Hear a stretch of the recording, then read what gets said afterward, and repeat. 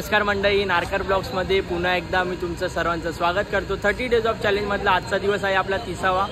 But आज आपला चॅलेंजचा एकदम लास्टचा दिवस आहे, म्हणून आपण असा विचार केलेला आहे की लास्टच्या दिवशी एकदम मोठ्या आणि एकदम हटके गोविंदा पथकाला भेट द्यायची। म्हणूनच मी खास तुमच्यासाठी ठाण्याला आलेलो आहे खोपटचा राजा गोविंदा पथकाला भेट द्यायला। तर आपण त्यांच्या मैदानामध्ये मी आलेलो तर आहेच आणि सरावाला सुद्धा सुरुवात झालेली आहे आणि आपण ह्या व्हिडिओमध्ये त्यांच्याविषयीची माहिती तुमच्यापर्यंत घेऊन येऊया। चला तर मग व्हिडिओला सुरू करूया। आणि व्हिडिओ सुरू करायच्या अगोदर जर तुम्ही माझ्या चॅनलवर नवीन असाल तर आत्ताच खाली दिलेल्या सबस्क्राईब बटनला सबस्क्राईब करा, जेणेकरून माझ्या ज्या काही नवीन व्हिडिओ असतील त्या तुम्हाला सर्वप्रथम दिसतील। चला तर मग आता आपण ह्या व्हिडिओला सुरू करूया।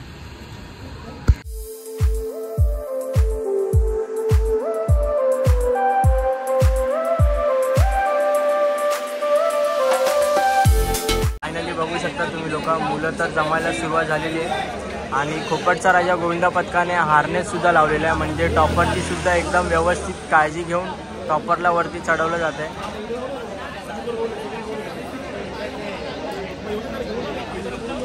थर लावायला सुरुवात झालेली आहे, भर पावसात थर लावणार आहेत। बघू शकता पाऊस किती जोरात पडतोय, तरी पण सराव काय थांबलेला नाही आहे, भर पावसात थर लावले जात आहेत।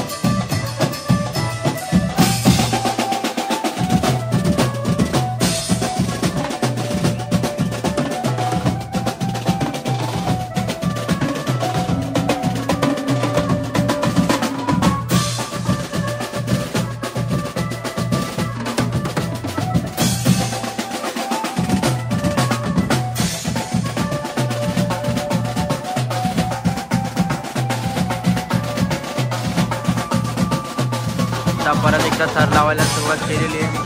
त्याच्या अगोदरच्या प्रयत्नामध्ये तर 5 थर लावलेले, आता बघू किती थर लावणार आहेत ते।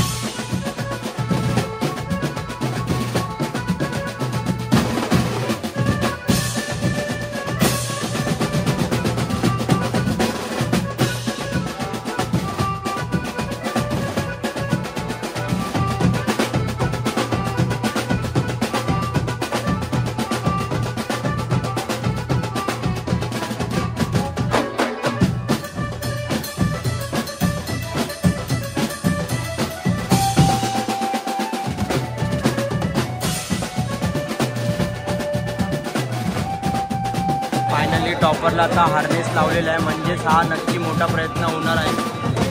तर बघूया किती थरांचा प्रयत्न होणार आहे तो या टायमिंगला। तर लावायला सुरुवात झालेलीच आहे, 8 थरांचा प्रयत्न असणार आहे। बघूया खोपटचा राजा गोविंदा पथकाला यश भेटतं का ते। प्रार्थना करेन की आता यांना 8 थर यांची सुखरूप लागून द्या आणि प्रत्येक गोविंदा सुखरूप खाली उतरून द्या।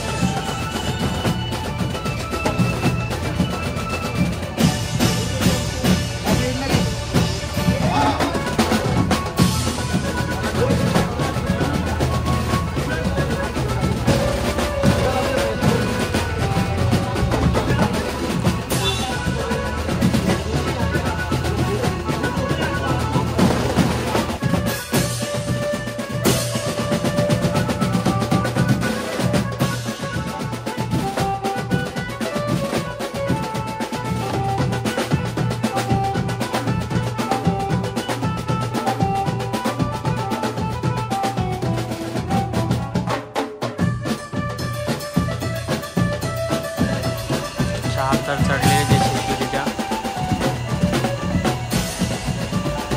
आणि 5वा थर सुद्धा गेलेला आहे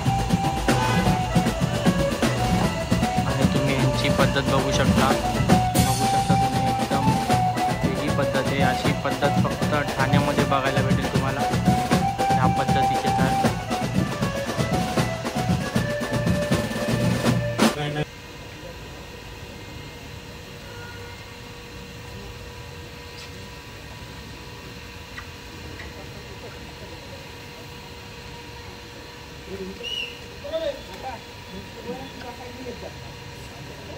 काही कारणास्तव थर उतरवलेले आहेत.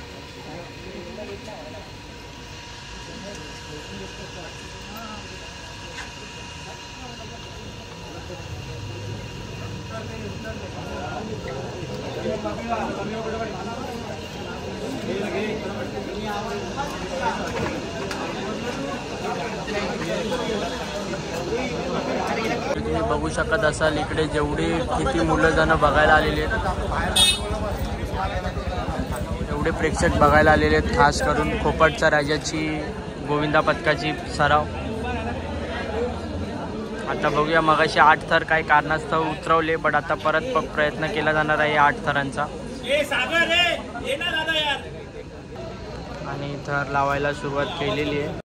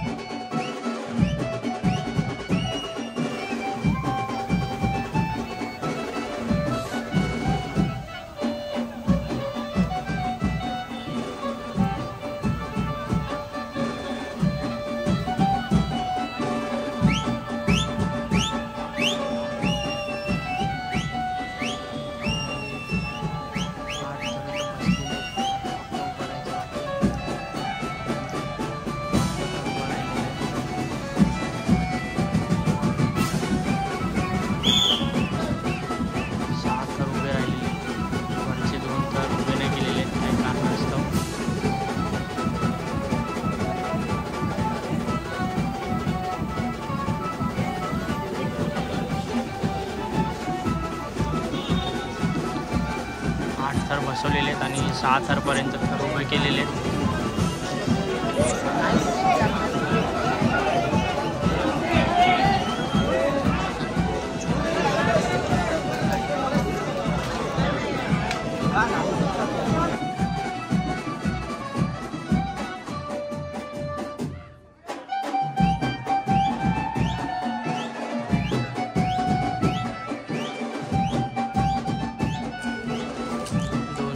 चढलेले आहेत यशस्वीरित्या आणि 3रा थर सुद्धा चढलेला आहे.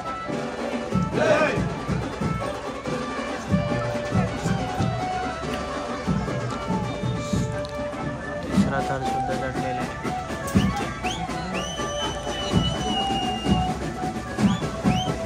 चौथा थर सुद्धा गेलेला आहे.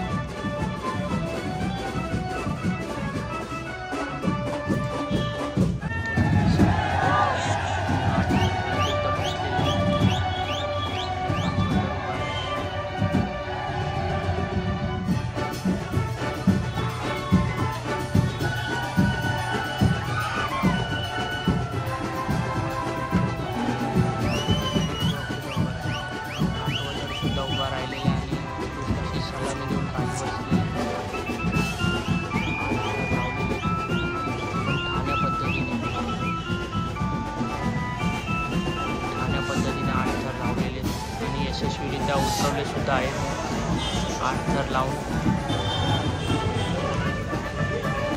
आणि 8 थर लावून यशस्वीरित्या उतरले सुद्धा आहेत थर.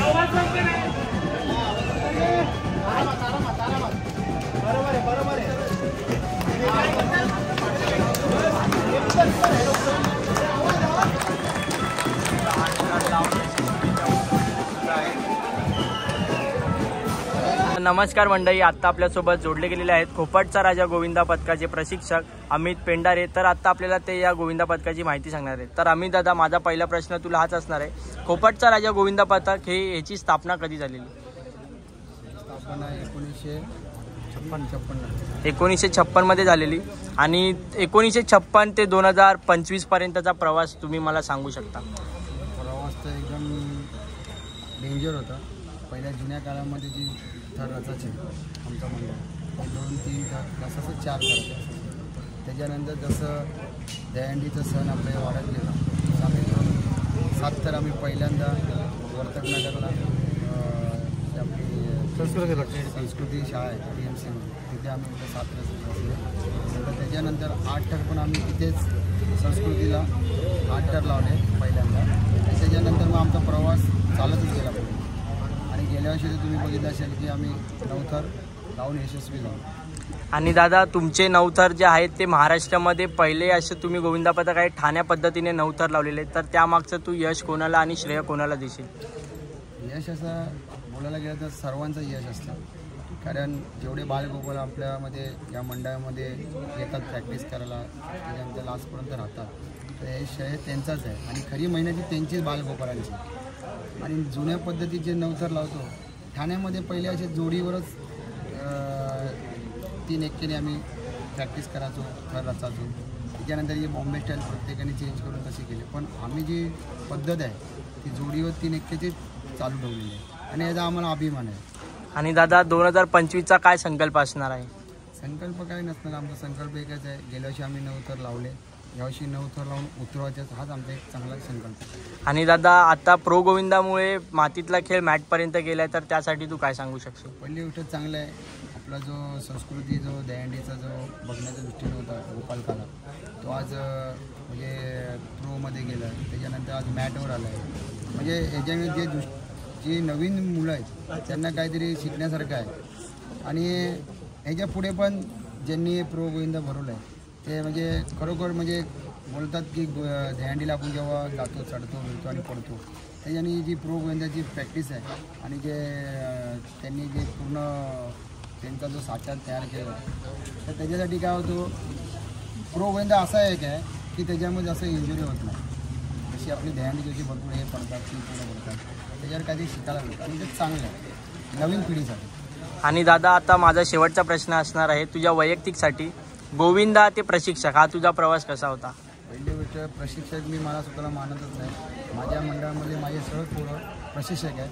आणि दुसरी गोष्ट, प्रशिक्षक म्हणजे काय, आमचे जे पहिले प्रशिक्षक होते रवींद्र, त्यांच्याकडनं आम्ही जे काही शिकलो आज ते आमच्यात नाही आहे, पण त्यांनी जे आम्हाला धडे दिले त्यांच्याकडनं आम्ही भरपूर काय शिकलो.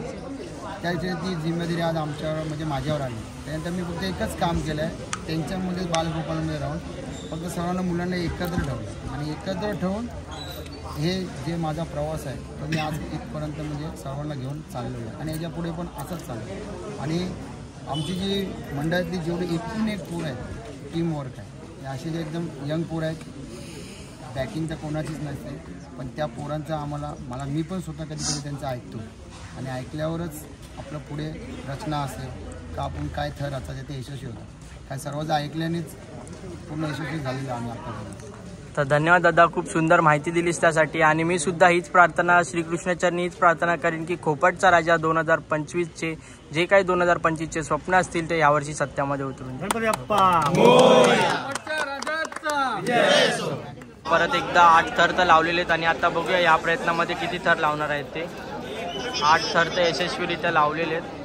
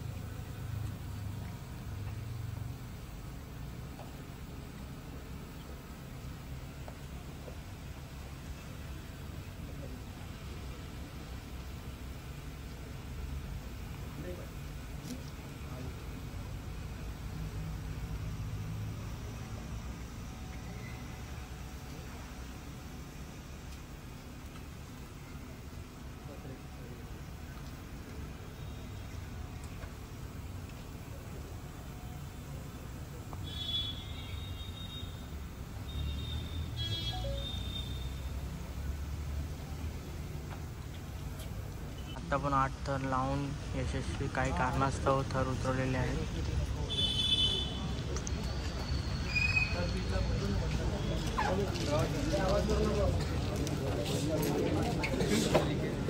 आजच्या दिवसाचा शेवटचा प्रयत्न असणार आहे. तर बघूया किती थर लावणार आहे ते शेवटच्या प्रयत्नाला.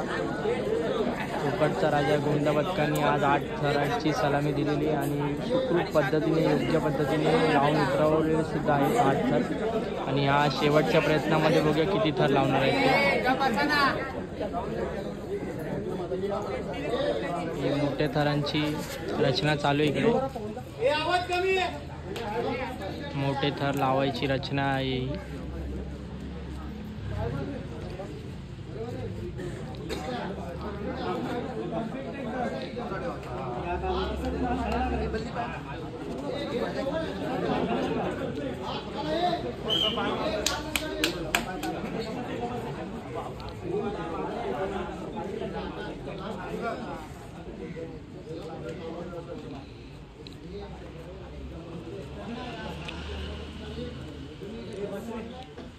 तीन थर तर लागलेले आहेत यशस्वीरित्या. मोठे 3 थर.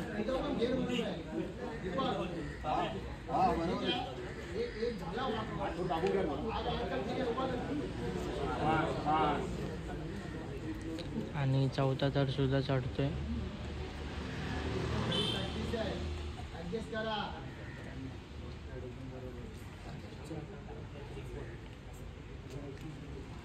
आणि चौथा थर सुद्धा चढलेला आहे. मोठे 4 थर आहे ते. 1 2 3 4 5 6 7 8 9 10 11. तुम्ही बघू शकता घड्याळामध्ये रात्रीचे 2 वाजले. 2 वाजता सुद्धा खोपटचा राजा गोविंदा पथक या गोविंदा पथकाची इकडे प्रॅक्टिस चालू आहे. आणि हे मोठे 4 थर लावलेले आहेत. 25 26 27 28 29 30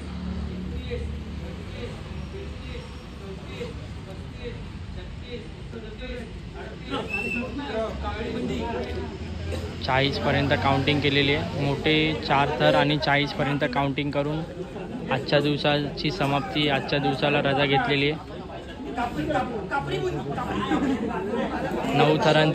9 थरांचा रचना ही 9 थरांचा पाया आहे हा.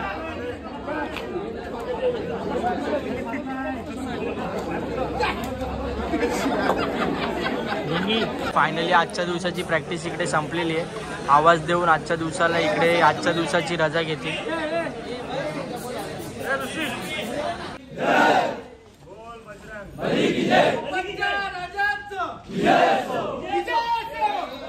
आणि आजचा दिवस इकडे संपवलेला आहे.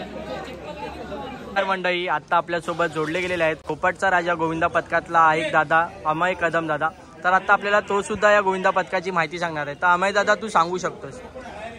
ह्या मंडळाचं नाव सार्वजनिक गोकुळाष्टमी उत्सव कोकण विभाग ठाणे, याची स्थापना 1956 झाली. आणि पूर्वीच्या काळामध्ये कसं होतं की जास्त थर नव्हतं लागत, 4 थर, जास्तीत जास्त 5 थर.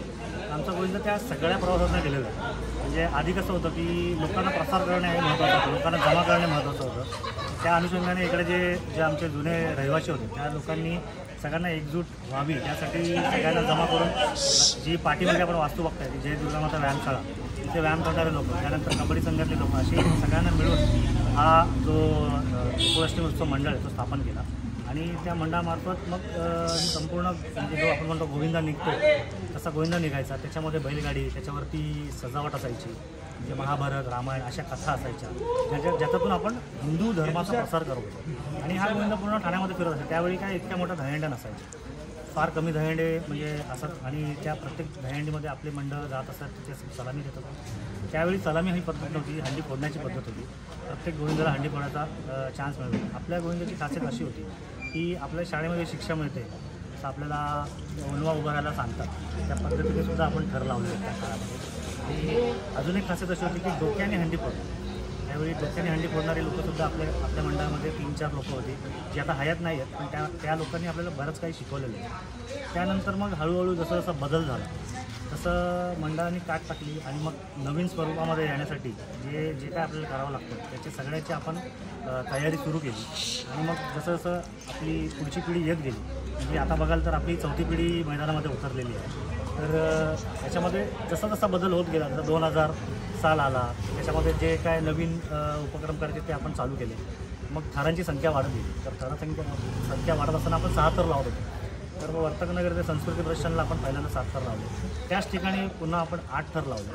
आणि मग ती 8 थरांची जी मालिका आहे ती सलग आतापर्यंत चालू आहे. मागच्या वर्षी तुम्ही बघितलं असेल 2023ला आम्ही प्रयत्न केला की आपले 9 थर लागतील. त्यावेळेला आपण 9 थर बसवण्यामध्ये यशस्वी झालो. 2024ला आपण 9 थर 3 ठिकाणी लावले. त्यातले 2 ठिकाणी आपण सक्सेस झालेलो. तिसऱ्या ठिकाणी आपल्याला थोडासा माघार घ्यावी लागली, पण 2 ठिकाणी आपण एकदम कडकमध्ये 9 थर लावलेले. आणि जोडीवर 3 1 लावणारं पहिलं मंडळ आहे आपलं. आणि ती पद्धत आम्ही तशीच ठेवलेली आहे की आमचे जे जुने प्रशिक्षक आहेत कैलासवासी रवींद्र हंबी, हे पूर्वी आम्ही जेव्हा शाळेत होतो तेव्हा याच ठिकाणी ज्या भुशाच्या गोणी असतात त्या बाजूला लावून त्याच्यामध्ये आम्ही प्रॅक्टिस करत असतो. आणि तीच शिकवण त्यांनी अमित पेंढाऱ्यांना दिली. ते अमित पेंढारे आता आमचे प्रशिक्षक आहेत, ते सुद्धा त्याच जोमाने आम्हाला शिकवतात. आणि अनेक मुलं म्हणजे खोपटमधलीच नाही, पूर्ण विभागातली मुलं आपल्या दहीहंडीमध्ये येतात. इव्हन खोपटच्या बाहेरची मुलं म्हणजे नवी मुंबईची असतील किंवा इतर विभागातली मुलंसुद्धा आपल्या गोविंदामध्ये येतात. ती एक आवड म्हणून या गोविंदामध्ये आमचे म्हणजे असं बघाल तर 3री पिढी जी मी म्हणतो, एकूण एक मुलगा जो आपण तुम्ही बघाल ना, त्यांचे आजोबा, त्यांचे वडील आणि त्यांची मुलं, याचा प्रवास ह्या गोविंदाचा राहिलेला आहे. त्यामुळे ते रक्तात, खोपटच्या रक्तामध्येच गोविंद आहे. आणि यावर्षीचा आमचा संकल्प असा आहे की 9 थर मागच्या वर्षी आम्ही 3 वेळा लावले. यावर्षी आम्ही असा संकल्प केलेला आहे की 5 वेळा आपले 9 थर कडकमध्ये लागून उतरले पाहिजेत आणि कोणालाही दुखापत झाली नाही. तर हा आमचा यावर्षीचा संकल्प आहे. आणि दादा, तुझा एक असा आठवणीतला क्षण जो आयुष्यभर तू कधी विसरू नाही शकत असा गोविंदाला घेऊन? 100% तो मागच्या वर्षीचा सण आहे. एकूण एका मुलाच्या डोळ्यात पाणी आलं होतं जेव्हा, कारण 2023 सालीच आमचा ठराव झाला होता की आपल्याला 9 थर लावायचे. आणि आम्ही 9 थर बसवलेसुद्धा होते. आणि त्यावेळेला आम्हाला खूप म्हणजे वाईट वाटलं की आपले 9 थर आपल्याला लागू शकले नाही.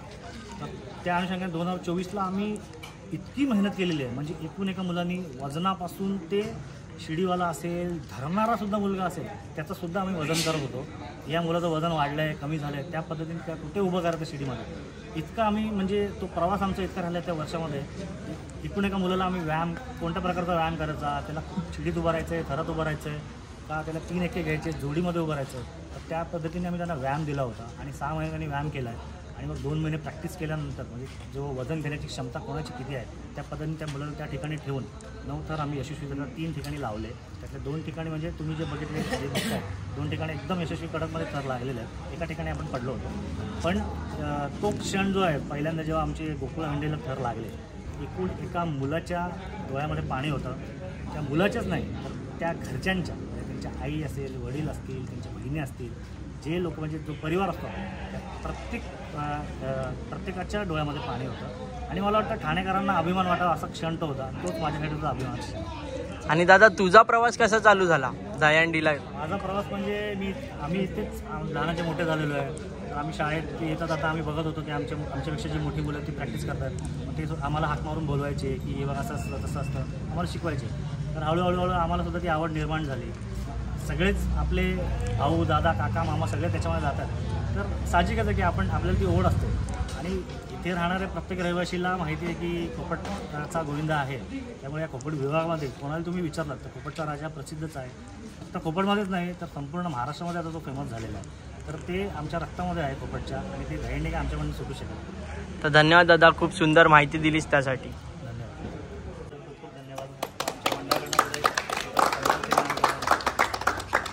कोपटच्या राजाचा.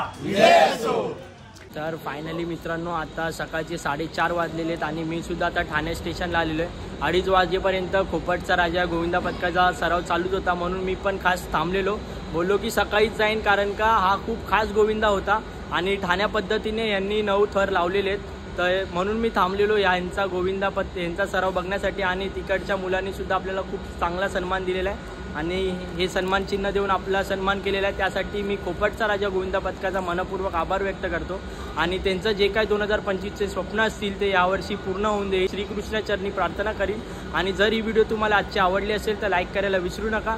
आणि आपला 30 डेज चॅलेंजसुद्धा संपलेलं आहे आणि तुमचासुद्धा मी आभार व्यक्त करतो. तुम्ही लोकांनी मला खूप सुंदर असा प्रतिसाद दिलेला आहे त्यासाठी. आणि जर या आजच्या भले आपलं चॅलेंज संपलं असेल पण आपल्या गोविंदा पथकाच्या या व्हिडिओ येतच राहतील, त्यासुद्धा बघायला विसरू नका. जर तुम्हाला ही व्हिडिओ आवडली असेल तर लाईक करायला विसरू नका. आणि जर तुम्ही माझ्या चॅनलवर नवीन असाल तर आत्ताच खाली दिलेल्या सबस्क्राईब बटनला सबस्क्राईब करून घ्या, जेणेकरून आपल्या ज्या काही नवीन नवीन व्हिडिओ असतील त्या तुम्हाला सर्वप्रथम दिसतील. चला तर मग भेटूया पुढच्या व्हिडिओमध्ये. तोपर्यंत सर्वांनी आपापली काळजी घ्या.